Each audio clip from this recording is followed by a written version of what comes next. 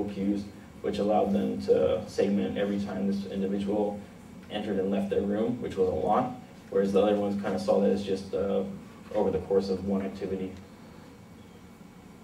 So the first one was they were eating a meal, and then half the group decided to segment at this point for eating the meal, finishing the meal, playing with Rubik's Cube, coming out to check and see what everyone else was doing, and then going back into the room and working on homework, going over and talking to me, and then going back to his room and ending the segment.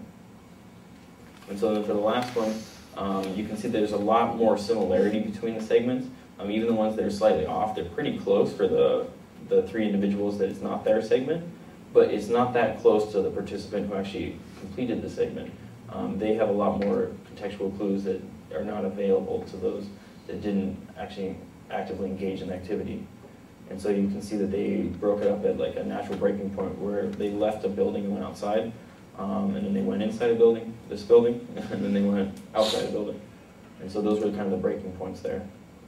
And so the preliminary findings from this are that there's a bunch of different strategies people use to segment activity.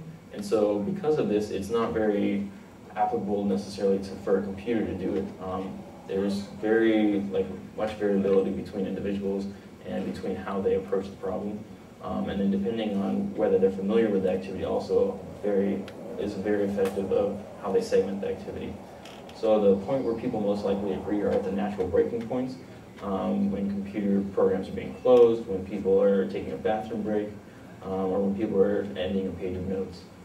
So these are the areas where people are most likely to agree. The complexity of the activity also increases the difficulty of the segmentation. Like in the example we saw, one of the guys didn't know what's going on. He just kind of segmented because he felt like he should. There's a bunch of random things happening because he can't really tell and put it together. And so a lot of future research is needed.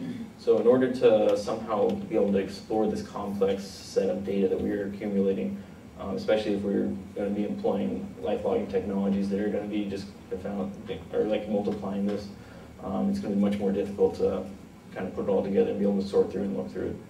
And it's also an entertaining topic. Today, exam, don't meet Paris, look up what the Board 3 do Friday. So we're in a lecture. There's a potluck. Professor talking about a potluck in a lecture. What a good class. So I found it was very informative, kind of watching everyone analyze the data sets and what they would take away from it. It was very entertaining for some of them, such as this one. So Nastasha, I just wanted to thank everyone that helped us. We had a lot of help with our lab. Everyone was kind of always there, ready to give their assistance if we needed it.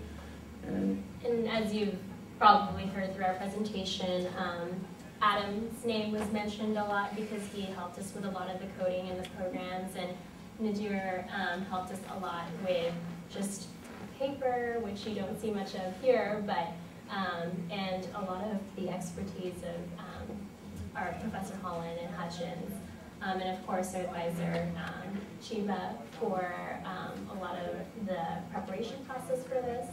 And of course Ken Maxwell for putting this together. And in addition, all of our friends who were participants for this study. thank you.